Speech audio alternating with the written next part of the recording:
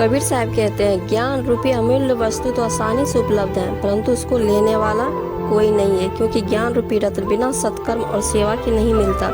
लोग बिना कर्म किए ज्ञान पाना चाहते हैं, अतः वे इस अनमोल वस्तु से वंचित रह जाते हैं। ज्ञान हमेशा झुककर प्राप्त होता है। एक शिष्य गुरु के पास जाता है। शिष्य बहुत ही बुद्धिमान और मशहूर पंडित था। वह गुरु से भी ज्यादा मशहूर था। उसे सारे शास्त्र कंठस्थ थे। शिष्य को बस एक ही समस्या थी कि वो सभी शास्त्र कंठस्थ होने के बाद भी सत्य की खोज नहीं कर पाया था। ऐसे में उसने अपने जीवन के अंतिम क्षणों में गुरु की तलाश शुरू की। उसके नसीब अच्छे थे कि उसे गुरु मिल गए।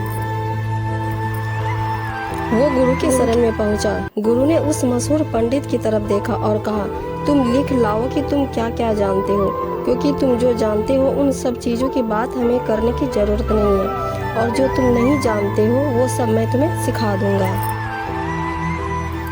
शिष्य वो जो भी जानता था वो सब लिख के वापस आने में करीब 1 साल जितना लग गया।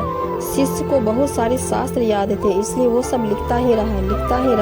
लिखते लिखते कई सारे पृष्ठ भर गए। उसने जो भी लिखा था उसकी वो एक पोथी लेकर अपने गुरु के पास करीब 1 साल बाद आया।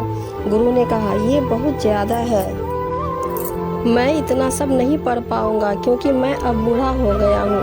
मेरी मृत्यु करीब है। तुम इसे संक्षिप्त कर लाओ, सार लिख लाओ। शिष्य फिर से चला जाता है। इस बार उसे 2 महीने लगते हैं।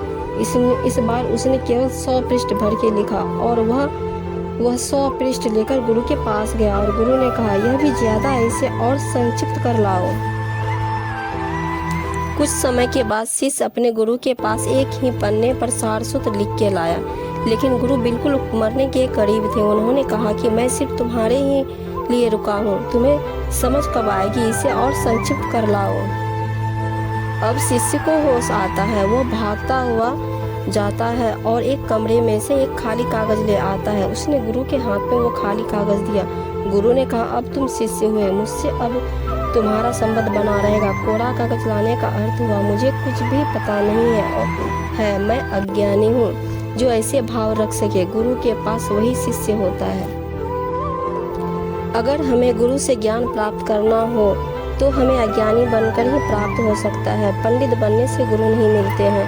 अगर आप किसी के पास ज्ञान प्राप्त करने के लिए कुछ भी सीखने के लिए जाएं, तो ये बात हमेशा याद रखना कि आपको जो आता है उसके बारे में आपको सामने वाले से बात